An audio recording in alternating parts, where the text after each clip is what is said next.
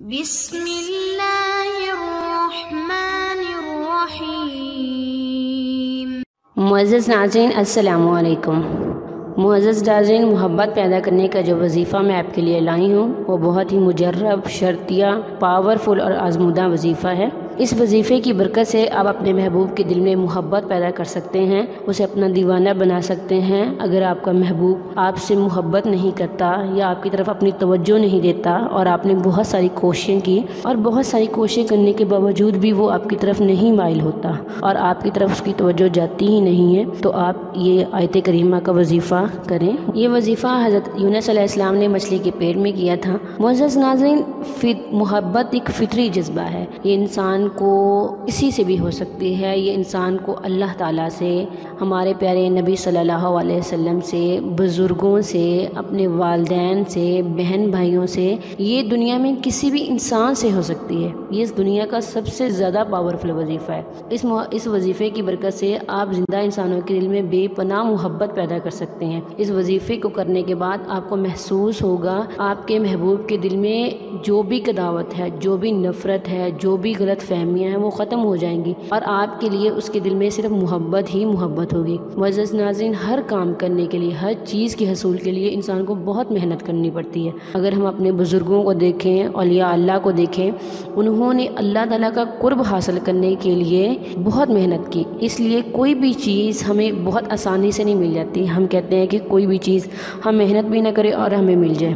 اس محبت کا ایک بہت ہی پیارا واقعہ ہے، میں آپ کے ساتھ شیئر کرنا چاہتی ہوں۔ حضرت جنید بغدادی رحمۃ اللہ علیہ ایک دفعہ کعبے کا طواف کر رہے تھے تو انہوں نے دیکھا ایک نوجوان لڑکی بھی کعبے کا طواف کر رہی ہے۔ کعبے کا طواف کرنے کے ساتھ ساتھ وہ عشقیہ اشعار پڑھ رہی ہے، تو وہ ان کے پاس گئے اور فرمایا، بیٹا کچھ شرم کرو، کچھ لحاظ کرو کہ تم خدا کے کعبے میں کھڑی ہو اور تم عشقیہ شعر پڑھ رہی ہو۔ تو جو لڑکی نے جملے کہے وہ بہت ہی تاریخی ہیں، تو اس نے کہا، اے جنید، جس خدا کی محبت میں آپ آدھی رات کو طواف کرنے آئے ہیں، میں بھی اس خدا کی محبت میں آدھی رات کو طواف کرنے آئی ہوں۔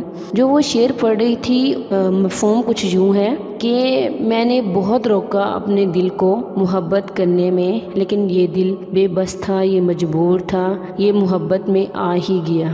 یہ جب آپ کی یاد آتی ہے تو بہت بے چین ہو جاتا ہے، بہت بے قرار ہو جاتا ہے، اور جب آپ کا قرب چاہتا ہے تو آپ کا قرب حاصل کرنے کے بعد یہ دل پھر بے چین ہو جاتا ہے۔ میں بہت کوشش کے باوجود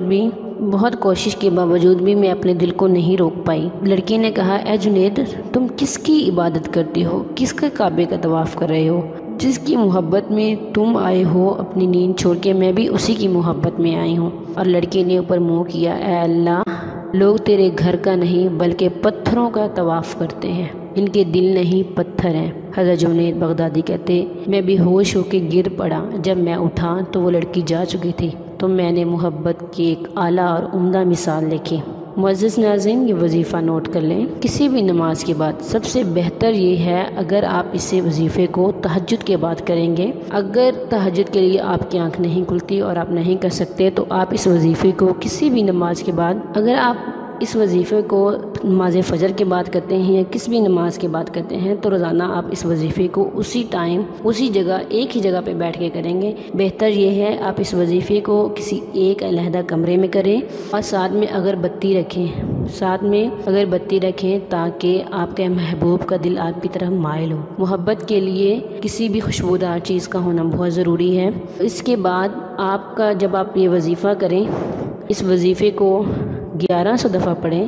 بسم اللہ الرحمن الرحیم، لا الہ الا انت سبحانک انی کنت من الظالمین، لا الہ الا انت سبحانک انی کنت من الظالمین۔ 1100 دفعہ پڑھیں، اور پڑھتے وقت اگر آپ کے پاس محبوب کی تصویر ہے، اس کے بعد اپنے محبوب کی تصویر پہ دم کر دیں۔ اگر محبوب کی تصویر نہیں ہے تو اس کا تصور اپنے ذہن میں لا کے اس کی طرف پھونک مار دیں۔ انشاءاللہ اس وظیفے کی برکت سے آپ کے محبوب کا دل آپ کی طرف مائل ہو جائے گا اور وہ آپ سے محبت کرنے لگے گا۔ اس کے دل میں جو بھی عداوت یا نفرت یا کچھ بھی بغض ہوگا وہ ختم ہو جائے گا۔ اس کے دل میں صرف آپ کی محبت ہی محبت ہوگی۔ اللہ نگہبان۔